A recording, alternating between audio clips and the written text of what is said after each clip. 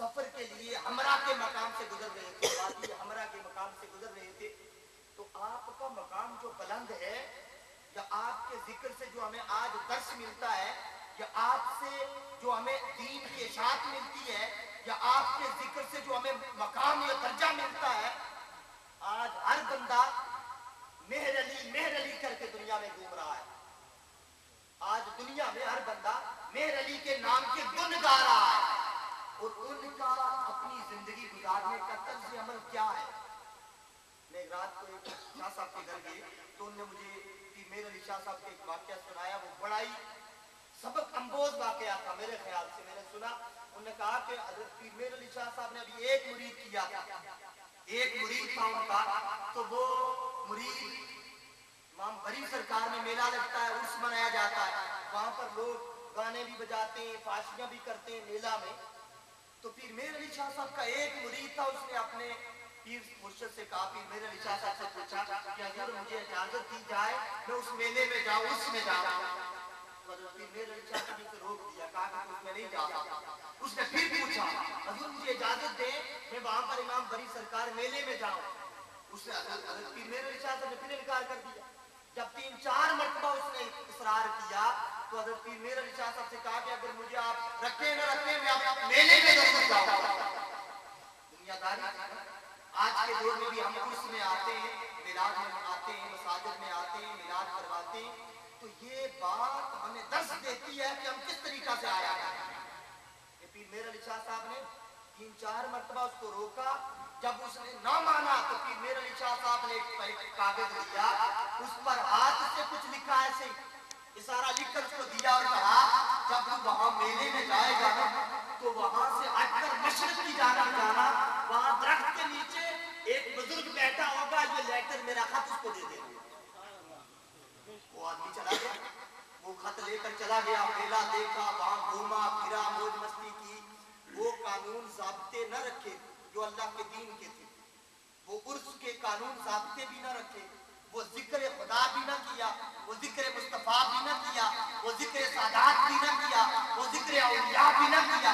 بس وہی رسم ماحول اور معاشرے کی طرح جو ہمارے دل و دماغ میں آج کے دور میں جذب ہو گیا ہے، خوش کرنا، خوش ہونا، خوشی کے ساتھ جومنا، میلہ لگانا، گپے لگانا، یہ ہم نے طرز عمل بنا لیا ہے زندگی کا.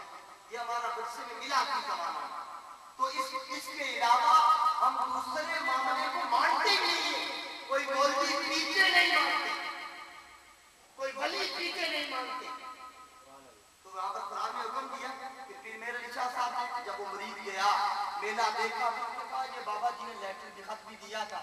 وہ مشرق کی جانب گیا تو دیکھا درخت کے نیچے ایک بزرگ بیٹھے، وہ خط جا کر ان کو دے دیا. وہاں پر دے دیا. میں نے رات کو سنا اور مجھے بڑا اثر ہوا اس کے ساتھ. وہ خط پڑھ کر وہ بزرگ بڑے ہنسے، ہنس کر انہوں نے واپس وہاں سے ایک پتھر اٹھایا اور اس کے ساتھ واپس کاغذ کے اوپر لکھ کر اس کو واپس دے دیا. کہتا یہ واپس دے دے. وہ ہنس کر واپس دے دیا. وہ واپس آیا تو آ کر وہی کاغذ پیر مہر علی شاہ صاحب کو دیا. پیر مہر علی شاہ صاحب نے وہ پڑھا، پھر یہ بھی ہنسنے لگا، ہنس کر پھر خاموش ہو گیا.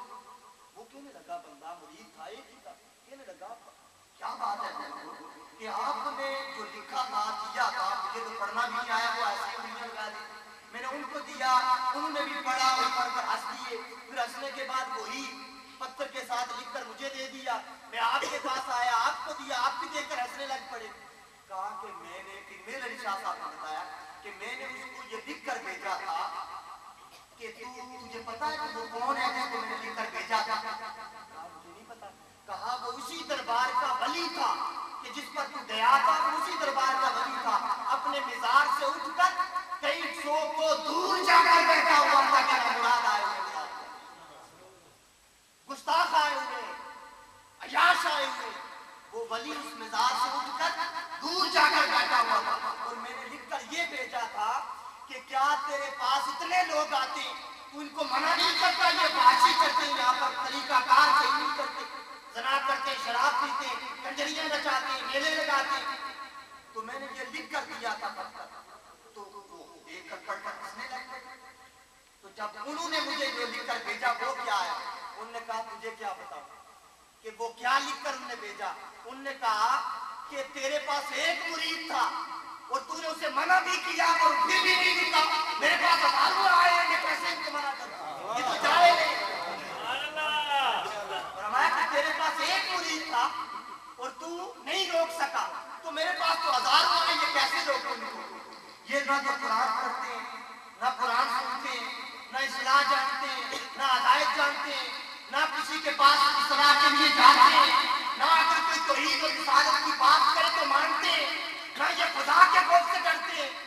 ان کے اندر تو اپنی موج مستی انگڑائیاں لیتی رہتی ہے۔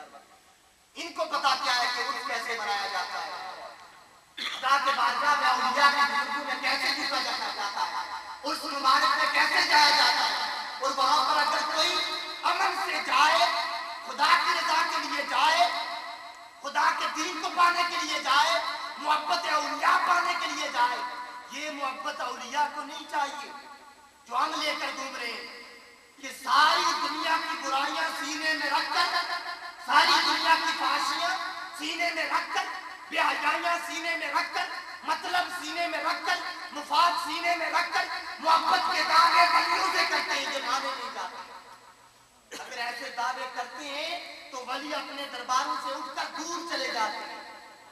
یہ درباروں پر آنا پھر تمہیں نفع نہیں دیتا، پھر اسی لیے کچھ لوگ ہمیں تانے بھی دیتے ہیں کہ آپ کیا کرتے ہیں درباروں پر جا کر، مزارات پر آپ کر کیا کرتے ہیں؟ وہ لوگ دین کی توہین کرواتے ہیں جو عرسوں میں، مزاروں میں جا کر فحاشی اور بے حیائی کو پھیلاتے ہیں۔ کسی اللہ والے کے دربار میں جائیں تو اللہ والے کی محبت کا تقاضا یہ ہے کہ تمہارا سر خدا کی بارگاہ میں اٹھنے نہ پائے۔ اگر تمہیں کسی جگہ بھی تمہاری توبہ قبول نہیں ہوئی، ایک اور حدیث میں بیان کرتا ہوں، اس کو شرح مسلم میں بیان کیا گیا ہے۔ حضرت ابن عباس رضی اللہ تعالیٰ آپ فرماتے ہیں کہ حضور نبی کریم صلی اللہ علیہ وسلم نے فرمایا، ان سے آپ سوال کیا گیا کہ اہل کتاب جن چیزوں کے متعلق سوال کرتے ہیں کیا وہ چیزیں جائز ہیں؟ تو حضور نبی کریم صلی اللہ علیہ وسلم نے فرمایا کہ یاد رکھو، دنیا میں جو کام تم نے کیا اور اپنی خوشی کے لیے کیا، پھر اس کام میں تم نے اپنی مدح و ثنا چاہیے، جو عمل کیا اس عمل میں ایک رتی پر بھی اگر تم نے اپنی ذات کا مفاد چاہا، وہ عمل خدا کی بارگاہ میں مقبول نہیں ہوتا۔ پھر فرمایا کہ دنیا کے اندر جس بندے نے بھی اپنی ذات، ایمان